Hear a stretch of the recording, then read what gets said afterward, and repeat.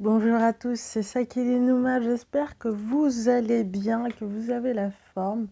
Donc aujourd'hui, je vais vous dire un peu ce qui se passe dans ma vie et peut-être des conseils sur comment surmonter une rupture amoureuse et comment faire si vous êtes dans cette situation parce que c'est actuellement mon cas. Alors, dans les précédentes vidéos, je vous disais que j'avais peut-être une opportunité pour un emploi à l'étranger. Alors en effet, j'ai eu une opportunité pour aller travailler à Lisbonne, mais j'ai refusé et je vais vous expliquer pourquoi. Alors tout d'abord, ce qu'ils m'avaient pas dit en fait, j'ai passé un entretien, ça s'est très bien passé. Ils ont validé. Seulement après, ils m'ont donné 48 heures pour acheter un billet d'avion, sachant que la mission, elle commence le 22 avril. Mais bon, vu que j'ai pas acheté les billets d'avion, évidemment, j'ai pas été, ma candidature n'a pas été sélectionnée. Mais il n'y a pas que ça. Déjà, ils m'ont donné 48 heures. C'est jamais bon quand on vous met la pression. D'ailleurs, dans le cas des pervers narcissiques, ils vous mettent souvent la pression, vous n'avez pas remarqué.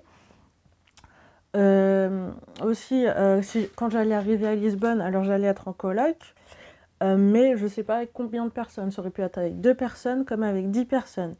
Et je voulais pas trop prendre ce risque. Et ce qu'il m'avait pas dit aussi, c'est qu'il y a une formation. Donc, c'est-à-dire que si tu valides pas la formation au bout de 4 semaines, bah, tu n'es pas sélectionné pour le poste. Ce qui est problématique parce que si je reviens en France, après, ça, je repars de zéro et c'est vraiment compliqué. Et il y avait aussi le fait, j'ai parlé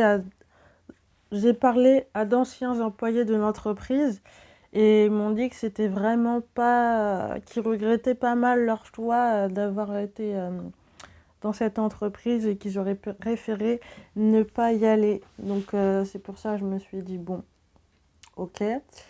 Euh, et aussi, comme vous vous rappelez, l'année dernière, j'avais eu un travail justement avec les personnes, des personnes handicapées à la montagne. Bah, il y avait une formation et ma formation, elle n'a pas été validée. Et du coup, là, si c'est à Lisbonne, c'est pareil, ça va être compliqué. En plus, on est payé que à la fin de la formation et que si ça a été validé. Je n'ai pas assez de fonds pour pouvoir tenir assez longtemps à Lisbonne, même si le coût de la vie, certes, est moins cher, quand même, tu vois. Et le salaire est pas très très élevé. Franchement, c'est un peu plus qu'un SMIC portugais, mais pas beaucoup. Et je trouve que ça vaut pas forcément le coup. C'est pour ça que j'ai pas, euh, j'ai refusé l'offre en fait, même si c'est toujours mon rêve d'aller vivre à l'étranger. Qu'est-ce que vous en pensez? Dites-le moi dans les commentaires. Est-ce que j'aurais dû y aller ou pas, malgré tous les red flags? Voilà, voilà par rapport à ça. Sinon, par rapport à ma rupture, bon, je vais pas vous mentir, c'est des hauts et des bas. En ce moment, beaucoup de bas, beaucoup de rumination, de remise en question. Et hier, j'ai vu une amie et elle m'a dit que ça sent que je suis en manque d'affection. Et justement, quand on a eu des parents un petit peu euh, voilà, des parents pas très aimants, comme c'est souvent le cas si vous avez été en contact avec des peines masquées ou pas d'ailleurs, ben, je me suis rendu compte qu'effectivement, bah oui, c'est vrai qu'on est en manque d'affection et qu'il faut déjà apprendre à se donner de l'affection à soi avant de vouloir en donner aux autres. C'est normal, quoi, c'est la base. D'abord, s'aimer soi et après, vous pourrez aimer les autres. Et je lisais un article très intéressant sur les relations amoureuses qui disait que en fait, les relations aujourd'hui, elles ne marchaient pas trop parce que les gens, en fait, au premier problème, ben, ils préfèrent passer à autre chose. Euh, Ils n'ont pas envie de construire quelque chose de durable avec quelqu'un et ils veulent ressentir un sentiment amoureux, oui, en permanence, ce qui est bien sûr pas possible en fait.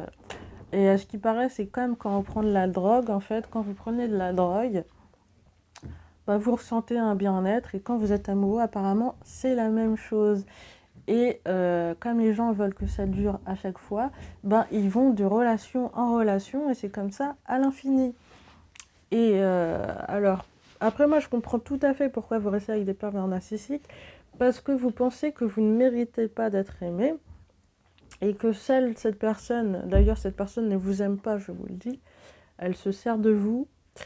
Et vous pensez que justement, comme personne ne vous aimera, que vous méritez des miettes et vous ne méritez pas d'être aimé. Et moi, je vous dis ça parce que c'est mon cas en fait.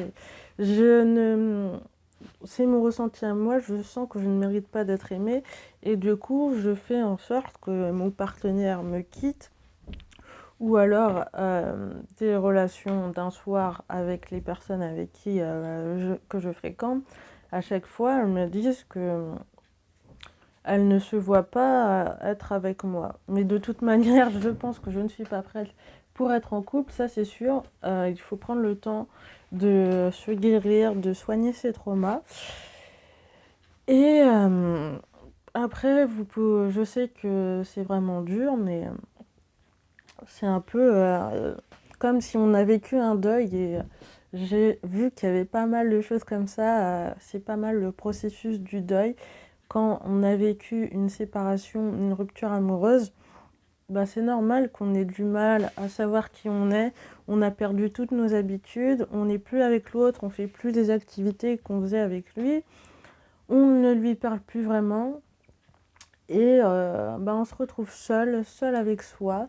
Pas mal de dévalorisation, surtout dans notre cas, si vous êtes hypersensible, vous ruminez sans cesse en vous disant mais qu'est-ce que j'aurais pu faire? Pourquoi est-ce que j'en suis arrivée là? Parce que moi, dans mon cas, je ne m'y attendais pas, je ne l'avais pas vu venir. Mais qu'est-ce que je vous dise? Qu'est-ce que vous voulez que je vous dise? C'est comme ça. Alors, qu'est-ce que vous pouvez faire pour aller mieux? Allez voir des amis. Et je pense que peut-être parler avec des gens, n'est pas parler avec n'importe qui, parler avec des gens qui vous comprennent. Si vous voulez me parler, je mettrai mon mail en description parce que je comprends tout à fait cette situation. Travailler sur soi, c'est très très important. Peut-être parler à des thérapeutes, voilà, des thérapeutes avec qui vous vous sentez bien en confiance, qui ne vous jugeront pas. Ça peut vous faire du bien. Mais sinon, voilà. J'espère que vous allez bien. J'ai pas grand chose à dire aujourd'hui. Et puis, moi, je vous dis à la prochaine dans une prochaine vidéo. C'était Sakine Numa. Salut.